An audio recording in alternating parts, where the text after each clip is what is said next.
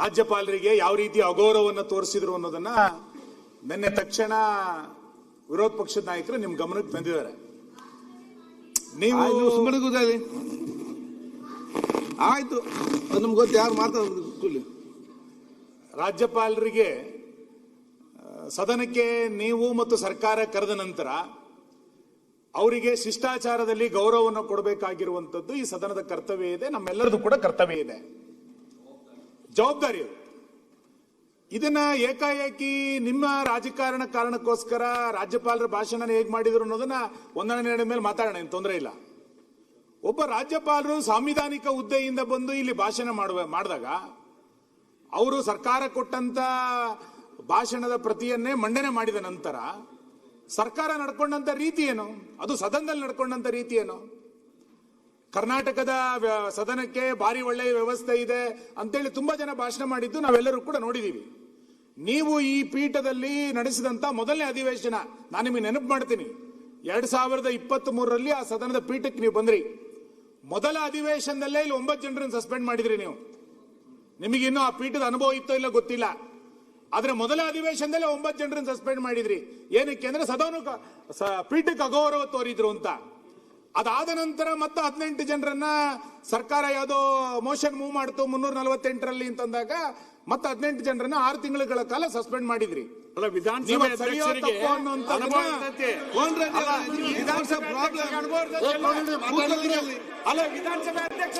ಕೇಳಿ ಅವ್ರು ನನ್ನ ಹತ್ರ ಮಾತಾಡಿದ್ರೆ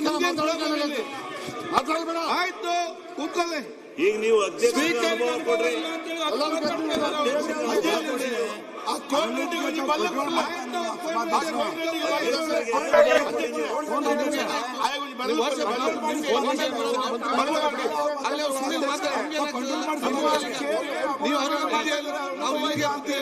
ನೀವು ಬುದ್ಧಿಯಲ್ಲಿಕ್ಕೆ ಮಾತಿದ್ದೀರಾ? ಕೂತ್ಕೊಳ್ಳಿ. ಆಯ್ತು, ನೀವು ಕೂತ್ಕೊಳ್ಳಿ. ನಿಮಗೆ ಅಪಮಾನ ಮಾಡ್ತಾ ಇದ್ದಾರೆ, ಅನುಭವ ಇಲ್ಲ ಅಂತ ಹೇಳಿ. ಆಯ್ತು, ಬೇಗ ಮುಗಿಸಿ. ಮಾನ್ಯ ಅಧ್ಯಕ್ಷ, ನಿಮಗೆ ಆಯ್ತು, ನೀವೇನ್ ಮಾಡ್ತಿದ್ದೀರಿ?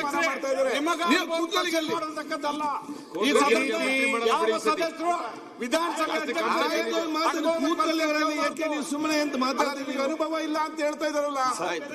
ಕೋನ್ ರೆಡ್ಡಿ ಕೊಂಚ ಸದನದಲ್ಲಿ ಹೇಗ್ ಮಾತಾಡಬೇಕು, ಹೇಗ್ ನಡು ಬೆಳೆಬೇಕು ಅನ್ನೋದು ನಾವೇ ರೂಪಿಸಿಕೊಂಡಂತ ನಿಯಮಾವಳಿಗಳಿದೆ.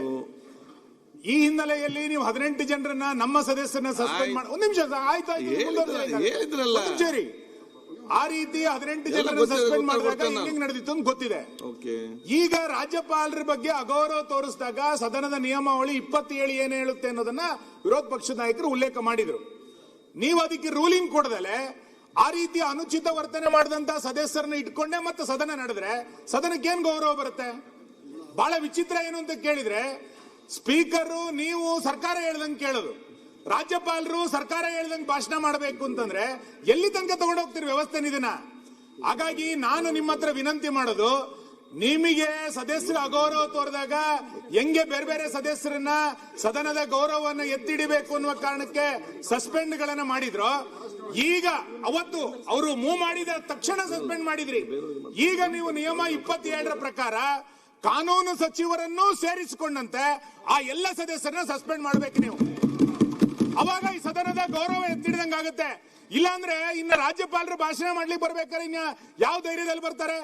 ಸದನದ ಒಳಗೆ ಸದಸ್ಯರ ಗೌರವ ಬಿಡಿ, ರಾಜ್ಯಪಾಲರ ಗೌರವವನ್ನೇ ರಕ್ಷಣೆ ಮಾಡಲಿಲ್ಲ. ರಾಜ್ಯಪಾಲರಿಗೆ ರಕ್ಷಣೆ ಕೊಡದಲ್ಲೇ ಇರುವಂತ ಪರಿಸ್ಥಿತಿಯನ್ನ ಈ ಗೂಂಡಾ ಸರ್ಕಾರ ನಿರ್ಮಾಣ ಮಾಡಿಕೊಡ್ತು. ನೋಡಿ,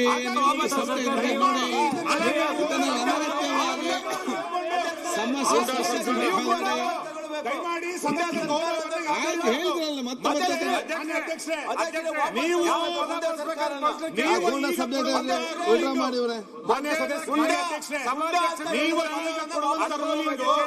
ಮುಂದಿನ ಬಹು ವರ್ಷಗಳ ಕಾಲದ ರೂಲಿಂಗ್ ಅದು. ನೀವು ಆಡಳಿತ ಪಕ್ಷದ ಪರವಾಗಿ ರೂಲಿಂಗ್ ಕೊಡಕ್ ಬರಲ್ಲ, ಅವ್ರು ಹೇಳ್ದಂಗೆ ರೂಲಿಂಗ್ ಕೊಡಕ್ ಬರಲ್ಲ. ಸದನದ ನಿಯಮ ಹೆಂಗಿದೆ ಕೊಡಬೇಕಾಗುತ್ತೆ.